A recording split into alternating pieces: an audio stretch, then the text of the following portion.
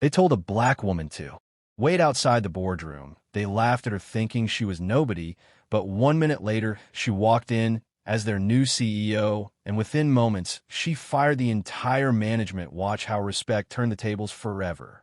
The glass towers of the company headquarters shone under the morning sun. The building was known as the Fortress of Wealth, where only the most powerful executives walked its halls. This was the day the board of directors gathered to meet the new CEO, a woman chosen by the global investors to turn the sinking company around. The staff buzzed with rumors. Some spoke with excitement, some whispered with bitterness, but none truly knew who this woman was. At the entrance stood Maya Roberts. She wore a simple black suit, her hair neatly tied, her eyes sharp with quiet determination. She had spent years building empires from ashes and rescuing companies drowning in debt. Yet for all her brilliance, one thing still followed her into every room: her skin and her gender. She was a black woman in a world still chained to arrogance and prejudice. When Maya arrived at the boardroom doors, she was stopped by a young manager in a tailored suit. He did not recognize her. He looked her up and down with disdain, his lips curled in a smirk as he said, "The meeting is private. Only executives are allowed. Wait outside until you are called. Someone will bring water for you." The other managers laughed quietly. Some shook their heads, some ignored her, as if she was invisible. Maya did not react. Her face remained calm, her hands folded before her. She said softly, "Very well, I will wait." She stepped aside and leaned near the wall. Her silence unsettled a few of the secretaries. They whispered among themselves, wondering why she did not protest. But the managers inside the boardroom continued their laughter. They boasted of their power. They spoke of how no outsider could control them. They believed that whoever the new CEO was, they would bend her to their will. But behind the door, the investors had already arrived. They looked around, waiting for Maya. The chairman of the board asked, "Where is our CEO? Why has she not joined us?" The room fell silent. The young manager who had insulted Maya stammered, "She has not arrived yet, sir." Just then the door opened and Maya entered, her steps calm, her gaze steady. The investors rose to greet her with respect. The managers froze, their smiles falling from their faces. Maya walked to the head of the table and placed her briefcase upon it, her voice firm, yet controlled. "I am Maya Roberts. I am your new CEO." The blood drained from the faces of those who had mocked her. The young manager, who told her to wait outside, nearly collapsed in a chair. The room that had moments ago been filled with arrogance now throbbed with fear. Maya looked around the table, pausing at each face, her eyes sharp as blades. She said, "1 minute ago, I was told to wait outside. 1 minute ago, I was denied entry into my own boardroom. 1 minute ago, you forgot the meaning of respect. And now, 1 minute later, I will show you the meaning of power." The storm had begun. The boardroom air turned heavy as Maya stood tall at the head of the table. Her presence was undeniable, calm, yet commanding. The investors leaned forward, eager to hear her speak, while the managers shifted uneasily in their seats. Maya opened her briefcase and placed a thick file on the polished wooden table. Each page held reports, graphs, and charts, numbers that screamed of corruption and mismanagement. Her voice was steady. "Every decision you made in the last 5 years has led this company into decline. You lined your own pockets while employees suffered. You gave yourselves bonuses while thousands were laid off. And now you laugh at me because you thought I was no one." The managers looked at one another. Some tried to speak, but no words left their mouths. They felt the ground beneath them slipping. Maya continued, "This company does not need greed. It needs vision. It does not need arrogance. It needs respect. You thought I was just another outsider. You thought you could play games with me. But you failed to understand I was chosen because I know how to rebuild empires." She turned to the investors and said, "These managers have lost their right to lead. If you want a future for this company, we must act now." The investors nodded. Many of them had seen the collapse of their profits. They had been waiting for this very moment. The chairman said firmly, "You have full authority, Maya. Do what you believe is best." The young manager who had mocked Maya earlier finally tried to rise for his chair, his voice shaking. "Please, it was just a misunderstanding. We did not know who you were. We only thought." Maya raised her hand, silencing him, her eyes fixed on his face. "Respect is not given only when you know someone's title. Respect is a reflection of your character, and today you revealed who you truly are." The others remained silent. The laughter that once filled the room was now nothing but shame burning in their throats. Maya flipped through another page of her report. She named each executive one by one, exposing their failures, their misuse of funds, their neglect of employees. Her words struck like thunder. No one dared to interrupt. No one dared to move. Finally, Maya closed the file. She placed her hands firmly on the table and declared, "This company needs new leadership starting today. I will remove everyone in this room who has chosen greed over responsibility. Those who mocked me 1 minute ago will not see another minute in these seats." The investors clapped softly at first, then louder. Their confidence in her grew. With every word, the managers paled, their futures slipping away before their eyes. They had underestimated her, they had mocked her, they had insulted her. But now they faced the truth. The black woman they told to wait outside was the storm that would wash them away.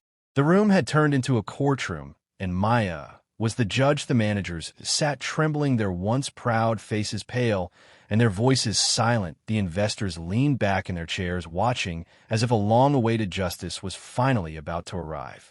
Maya opened her folder again. She pulled out the first name, Richard Collins, head of operations. She looked directly at him. "For 3 years, you signed contracts that drained company funds. You approved projects with no results. You cost us millions." She paused, her eyes narrowing. "You are dismissed, effective immediately. Security will escort you out."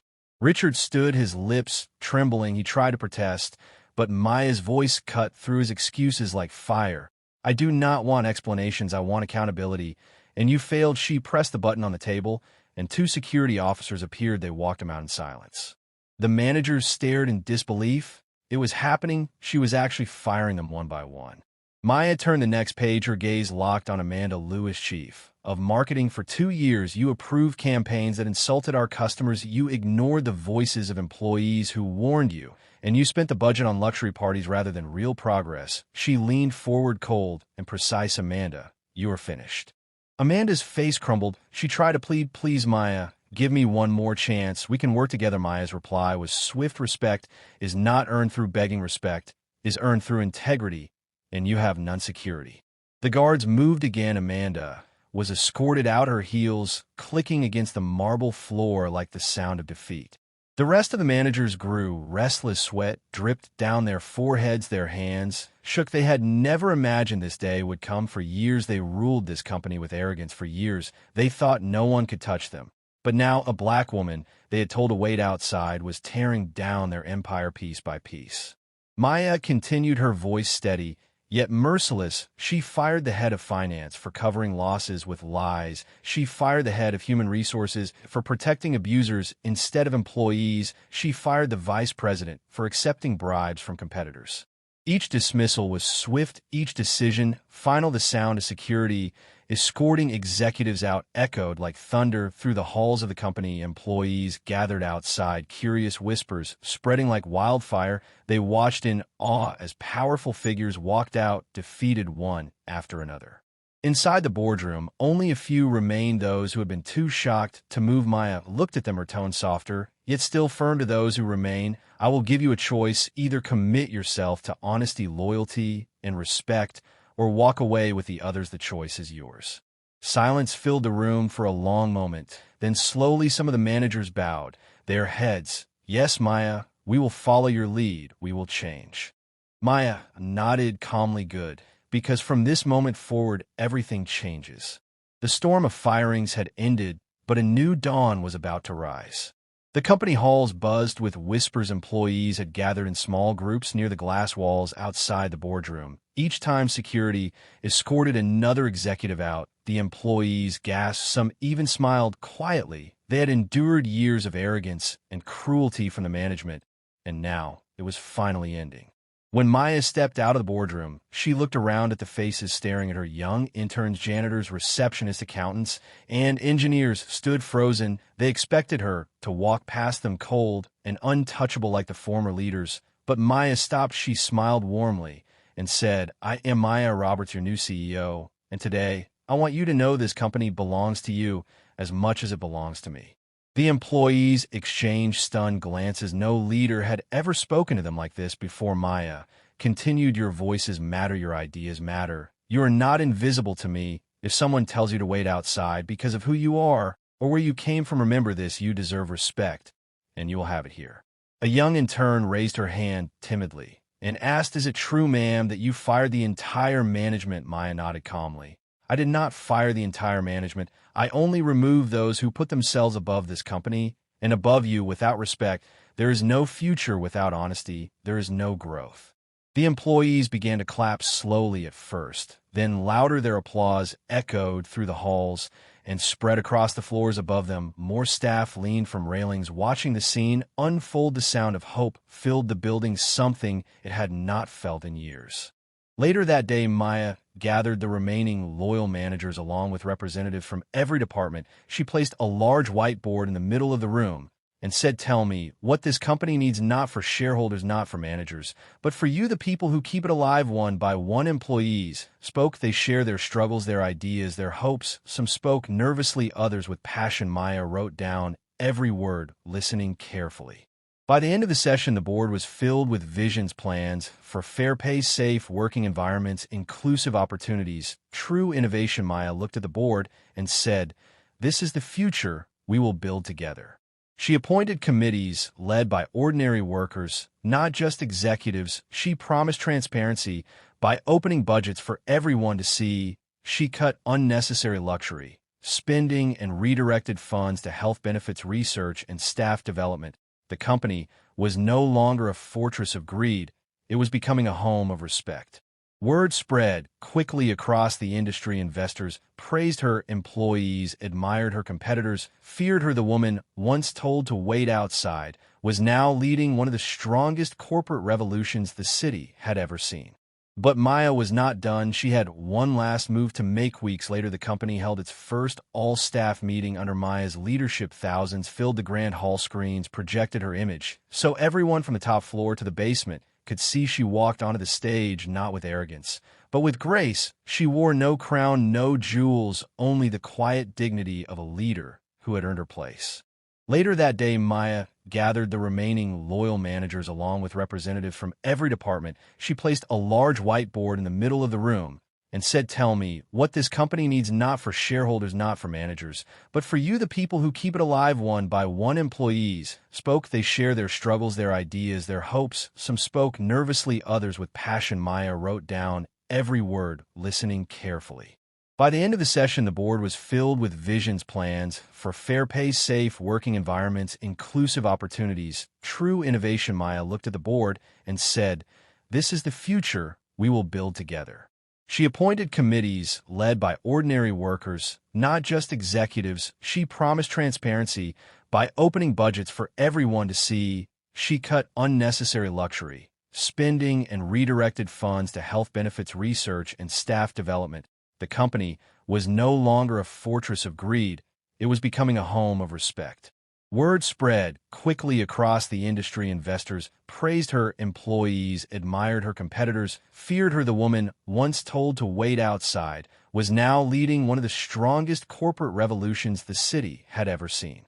But Maya was not done. She had one last move to make. Weeks later, the company held its first all-staff meeting under Maya's leadership. Thousands filled the grand hall. Screens projected her image, so everyone from the top floor to the basement could see. She walked onto the stage not with arrogance, but with grace. She wore no crown, no jewels, only the quiet dignity of a leader who had earned her place. She began to speak. "When I walked into this building, I was told to wait outside. That insult was not just against me. It was against every person who has ever been overlooked because of their color, their gender, or their position. But 1 minute later, I showed that no one can block the path of respect."